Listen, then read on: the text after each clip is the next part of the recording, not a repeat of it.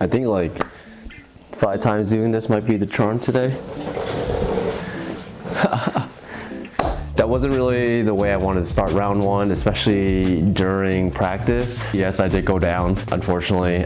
Fortunately, I didn't take out anybody else, or nobody else got hurt because of my mistake. I had target fixated on a crash that was happening already in turn 6, and by the time I looked over, which was a split second, averted my eyes back to where I was going, my bike was already in a different trajectory, one that was going to send me into outer orbit. Unfortunately, I had to just dump the bike. The Alpine Star Tech Air 5 airbag inflated almost instantaneously. I didn't really feel it inflate. I just heard the pop that you associate with an airbag going off in a car. So just loud bang.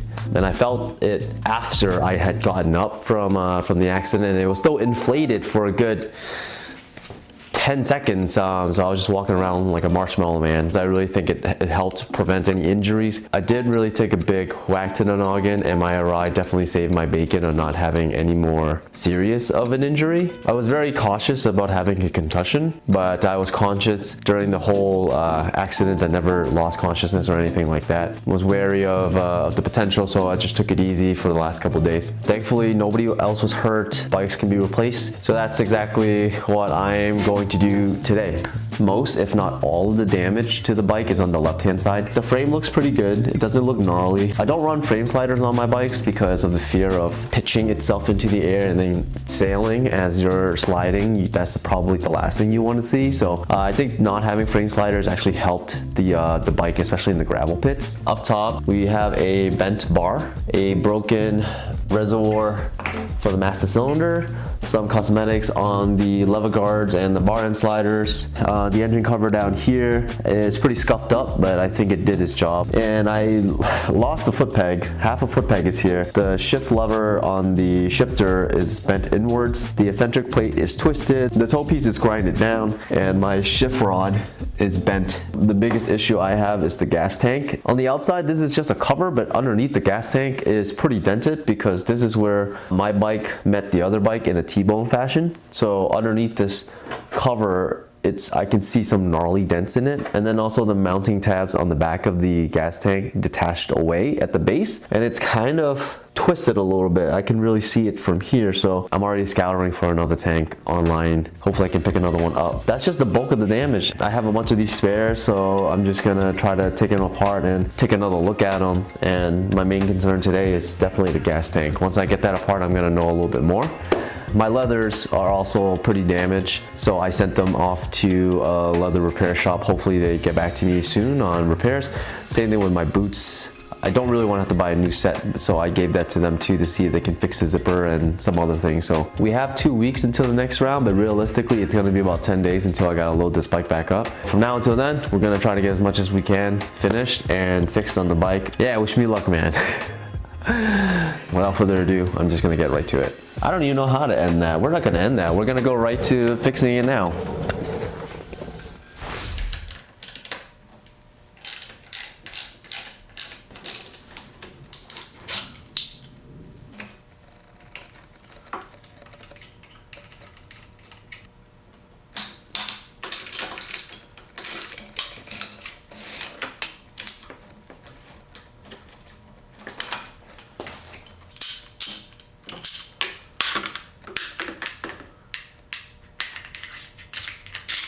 The slightest bend in the bar.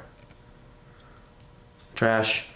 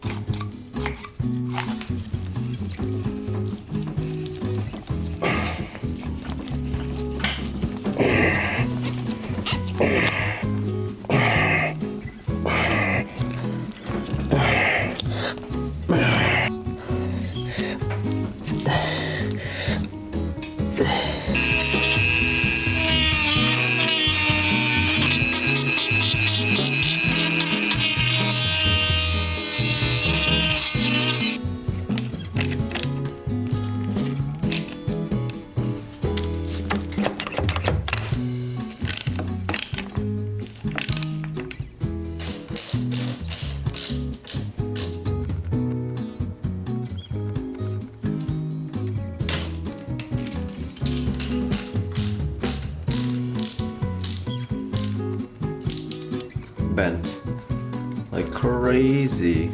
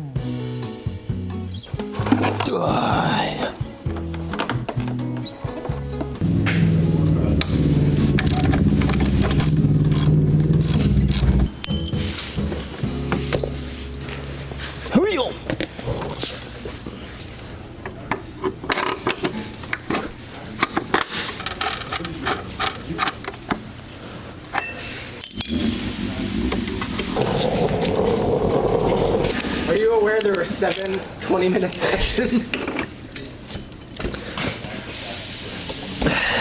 You want to sit on the bike?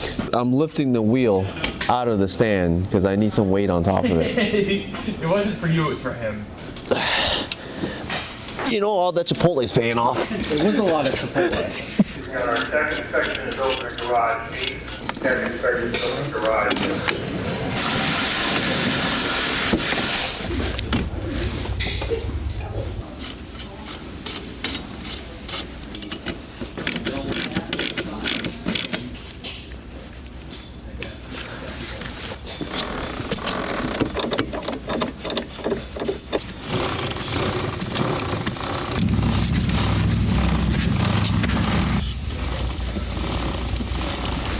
Reporting live from the fan garage. Take whatever 1,000 take this is. I'm just kidding. It's probably like the second one. We're back.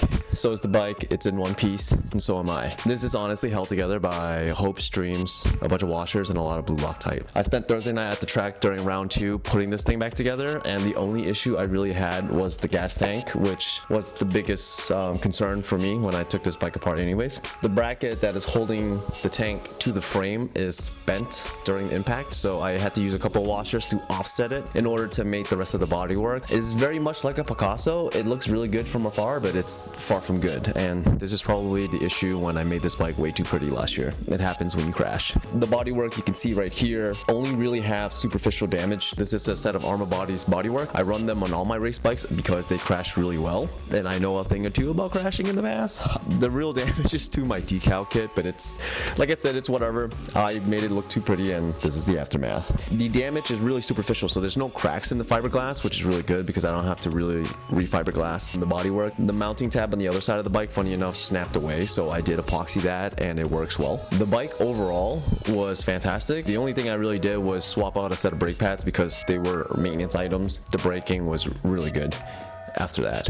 I also re-bled the brakes once I put in a new master cylinder reservoir. The only thing that isn't working flawlessly is actually my quick shifter, which is an HM unit. On a stand, funny enough, it will work for the upshifts. It'll cut the ignition, but out on track under load, it just won't. The pedal feels super stiff. I tried to troubleshoot it at the track as much as I could. In the end, I reached out to the US distributors of the quick shifter, and they advised me to back out some of the grub screw and the shift rod, because if it bottoms out in the unit might think it's shifting. drifting. So I'm gonna try that and see if I can fix it. The weekend overall was great. I'll make another video recapping that race weekend. Now we're just gonna take a chill pill until the classic, which is next month. I'll put the dates up right here because I completely forgot. Probably the largest purse prize in US history at $400,000. I'm like, who is giving this money? And I'm way too slow to win any of it. So I would highly suggest you guys come up, watch some great racing. We get some of the pros from Moto America come through, and it's always fantastic. Last year was a great race, even though it was a lot of delay for the weather. I mean, it is summertime in New England. You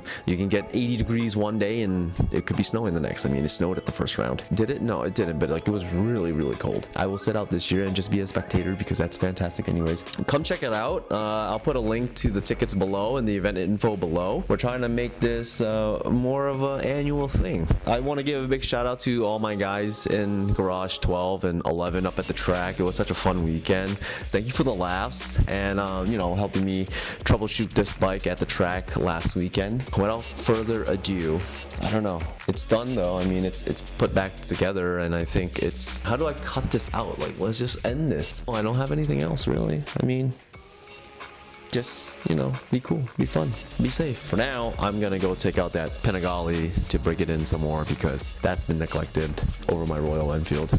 Yes, it is a mess in here, but we're out. Peace. Smell you later.